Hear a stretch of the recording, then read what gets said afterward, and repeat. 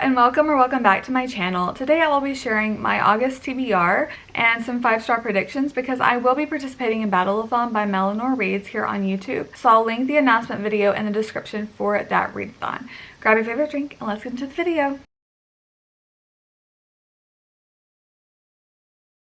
So first off, we'll start with a couple of books that I don't think are going to be 5-star reads. The first one is Hera by Jennifer Saint. This follows the Greek goddess Hera, and it portrays her in a different light than usually the wicked stepmother and a very jealous wife, but this shows her as a compassionate, powerful goddess. This is my book of the month pick, and I haven't read Jennifer Saint before, but I know a lot about the books that she's read, and I have started Ariadne, I don't know how to pronounce it. I did start that and I really enjoyed what I read of it, so I'm really excited to get into this because I do like her writing. The next books are actually part of a series. It is a manga series and I will not give these 5 stars most likely. It is the Cat Gamer manga series. Here's the 3rd one, here's the 4th one, and here's the 5th one.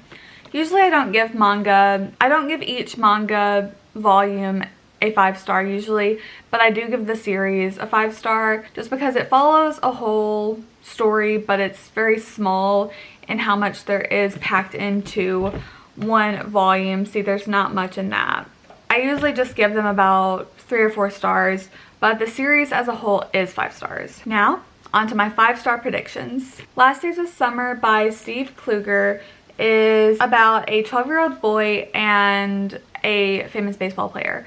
So he looks up to this baseball player and he writes him a letter, and they start going back and forth, like writing letters all the time. This is a historical fiction. This takes place in the early 1940s during World War II. This is only told in newspaper clippings, the letters between the baseball player and the 12-year-old boy, and it is also told in the conversations between the 12-year-old boy and his therapist or psychiatrist or something.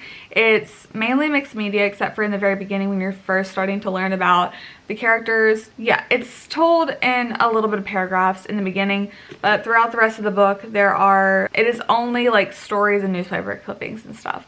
But this is amazing. I started it, so I'll be able to count it for Battleathon because I am less than halfway through, because you have to read at least 51% in August to count it for Battleathon. But yeah, this was a 5-star. I wouldn't have picked this up by myself, but I got this in a book box, which you will see in a later vlog, hopefully this month. I will tell you if I give it 5 stars in that vlog. The House in the Cerulean Sea by TJ Klune follows Linus Baker, who is a caseworker at the department in charge of magical youth, and he's caring for children in orphanages. But one day he gets this assignment to go to an island to take care of 6 dangerous children, and they are a gnome, a sprite, a wyvern, and an unidentifiable green blob, a were-Pomeranian, and the Antichrist. It seems very interesting, and the reason I want to read this month is because, one, it is a 5-star prediction, and also the sequel comes out September 10th, which is Somewhere Beyond the Sea. The 3rd 5-star prediction is In the Weeds by B.K. Borison. This is not the traditionally published, this is the self-published version. But there are 4 books and each book follows a different season. So if you're also in HRCYED, which is the hardest reading challenge you'll ever do, this series will count for the season's prompt, and I will link the announcement video for HRCYED in the description. But this one is a second chance romance, and it follows Beckett Porter, who is an animal-loving Christmas farm boy, and it also follows Evelyn St. James, who is a social media influencer. They have known each other, and then it follows the first book. The events in the first book happen for them to meet again, and they kind of reunite.